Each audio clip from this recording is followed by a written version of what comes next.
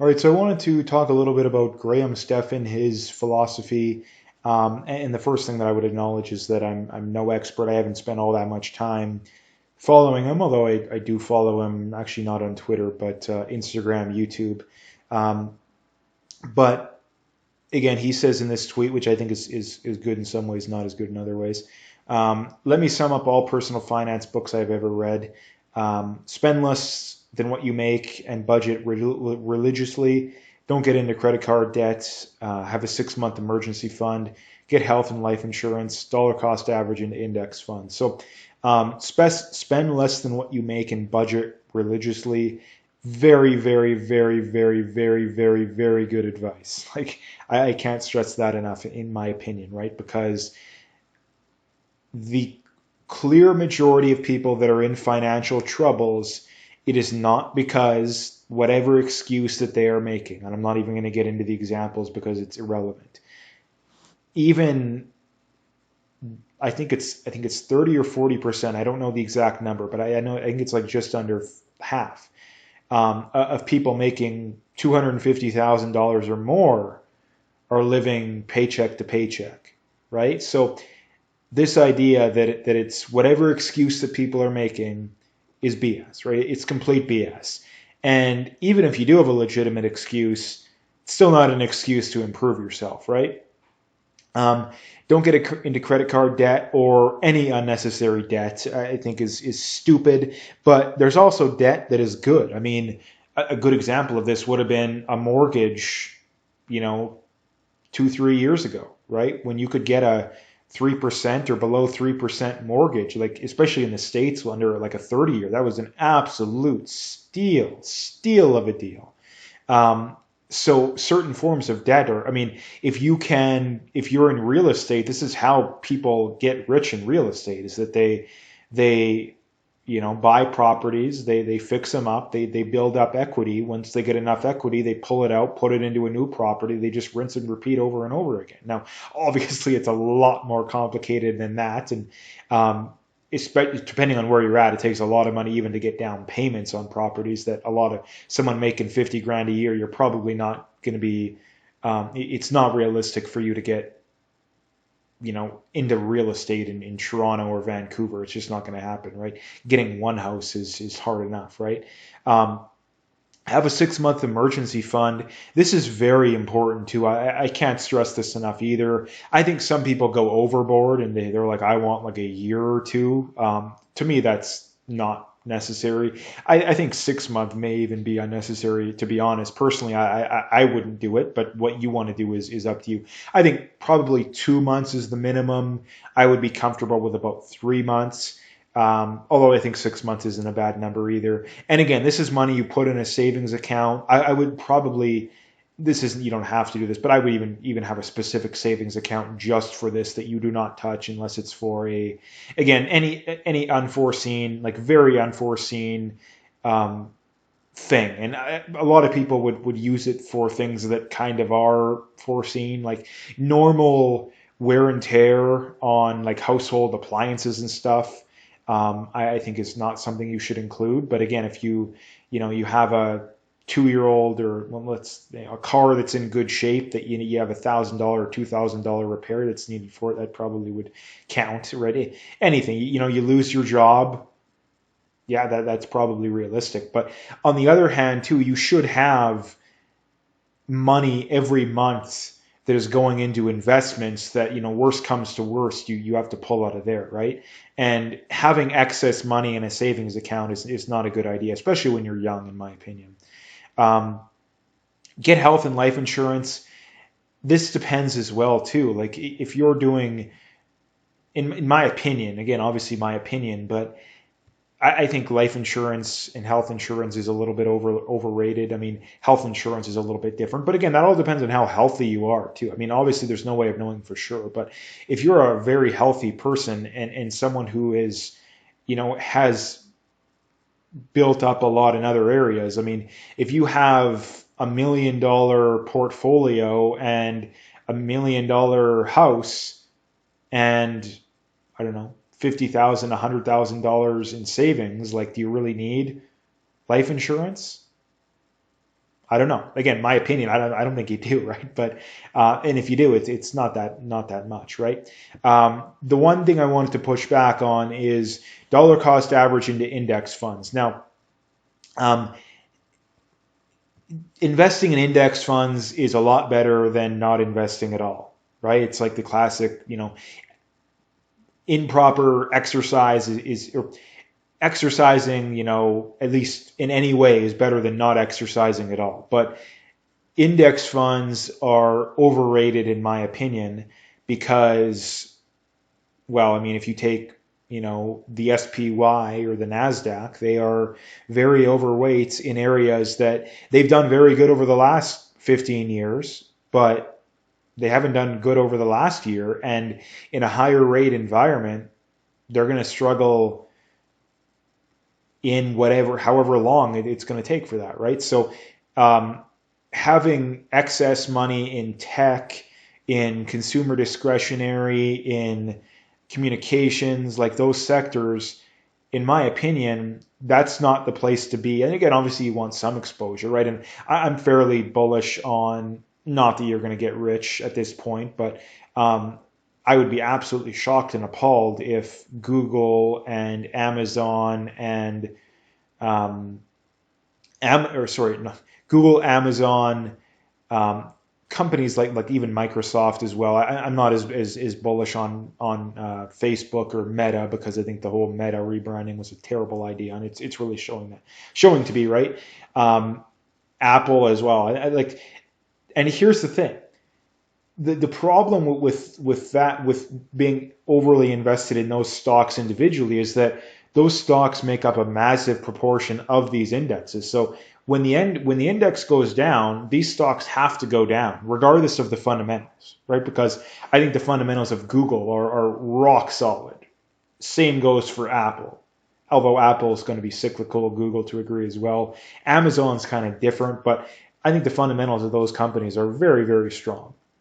But if the market sells off, those companies are going to sell off, regardless of they could absolutely destroy earnings. They could announce massive stock buybacks, and yet they're still going to go down, right? So I think the place to be is the stocks, the individual stocks that traditionally people don't have enough exposure to, right? Energy is a good example of this. Materials, a lot of the commodities, industrials, like those are probably my three favorite sectors. And a lot of these stocks, I don't think you're necessarily going to get rich on. There's going to be tech stocks that go up 500% over the next 10 years that people are going to be like, oh, why'd you invest in your stupid oil company that returned 10% a year? It's like predicting that 10%, 15% a year return on when you include dividends on the oil companies is a lot easier than trying to predict which tech stock is going to 5x over the next 10 years or double or even triple, right? That's very hard to do. But again, we have a very clear shortage of commodities, and the backup plan is not a realistic backup plan, and people still haven't figured that out yet. And when people figure that out, it's going to be even more bullish, right? And in the meantime, I can sit around and get my 3, 4, 5, 6, 7, 8, 9, 10% dividend, and that I can use to reinvest in whatever I want, right? So that's why I like those areas. So again, the only real pushback I have here is, well, the problem that I'm sure he would bring up, and a lot of people would bring up, is that the average person is not competent enough to pick individual stocks, which I agree with, right? The problem is it doesn't take that much research, right? Even if you just take, even if you just take the best company in every sector, right? Like that, honestly, that would be better. I mean, if you simply, here would be an easy way to do it, right? Go into the S&P 500, right? Simply remove companies that are trading at very high multiples, right? If they have, above a 40, maybe even 30, but 40 price to free cash flow, get rid of them. If they're not growing earnings and free cash flow, I would get rid of them, right? If they don't have at least a solid, return on equity, return on invested capital, you get rid of them. If they have a bad balance sheet, you get rid of them. And it's not that hard to figure out, right? I mean, again, I use Stock Unlock all the time. There's many platforms for this, but it really doesn't take that much effort. And the reason that I bring this up is that you can, it doesn't take that much. And to pick the perfect stocks and to be, a professional or even a quasi-professional, yeah, it takes a lot of time, like a lot of time. Like it's almost a full-time job. But in my opinion, picking stocks that are better than the average stock in any index is not that hard to do, and it doesn't take that much effort, right? I could literally, within, I don't know, 3 or 4 hours, I could easily, probably even less, maybe an hour or two, right? But you could easily do it, right? You could easily do it. And that's just what I would bring up for people. And here's the thing, if you're, I've brought this up time and time again, it's if you return an extra 1 or 2% per year over a 30, 40 year period, that is a crazy amount of money. I mean, for the average person, right? But for a millionaire, yeah, it's not that much. But, if you return an extra couple percent per year over 30 years, that's probably into the hundreds of thousands of dollars. Over 40 years, it's probably at least $500,000, right? So people people don't really connect these dots, right? And that's the one pushback that I would have. And again, indexing is only going to work to such a degree, right? And eventually, I think it's going to get to the point where the index funds are so bloated. And here's the other problem with index funds too, is that let's just say you want to be lazy, right? And lazy may not be the best way of putting it, but let's just say, you know what I mean. Maybe you put your money in the SPY and the NASDAQ or whatever, but you should at the very least say, hey, those ETFs are clearly underweight, again, my opinion, energy, materials, industrials.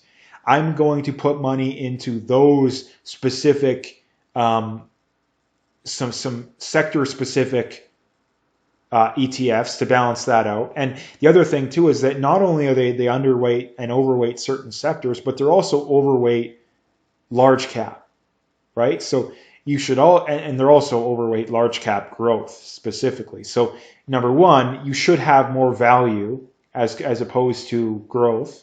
And number two, you should probably be adding some small cap and some mid cap, specifically value, right? And that doesn't take that much effort, right? I mean, I would say, let's just say you take 100% of your money that you want to put into stocks, and you say, okay, I'm going to put, I don't know, 25% in the S&P, 25% in the NASDAQ. Although, again, you're going to have a lot of overlap there, especially with the big tech stocks. But the rest you put specifically towards balancing that out, right? Maybe you put 10% energy, 10% industrials, 10% materials, and then you do 10% in a small cap value, 10% in a mid cap value. That's probably how I would do it if I was just doing the, set it and forget it index fund approach, which again, I think is inferior in a lot of ways, but a lot of people insist on doing it.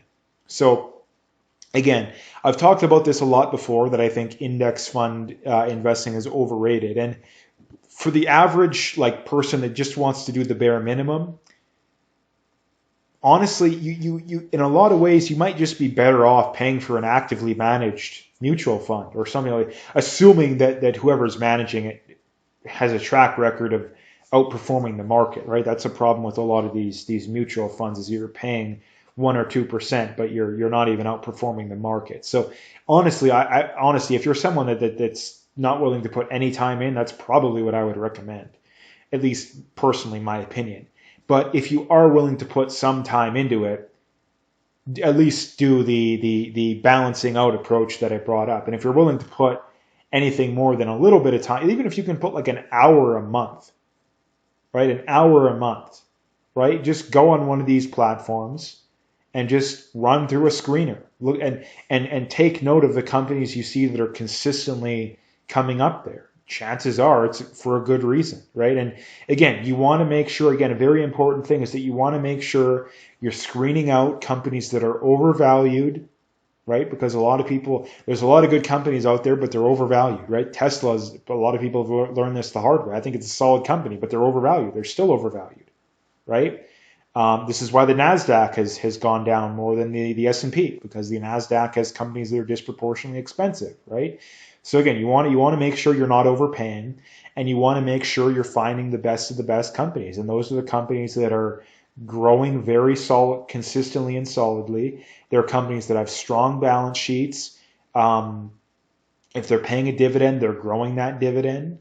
Typically, they're buying back shares. They don't have excessive amounts of debt, right? Those are the kind of companies that you want.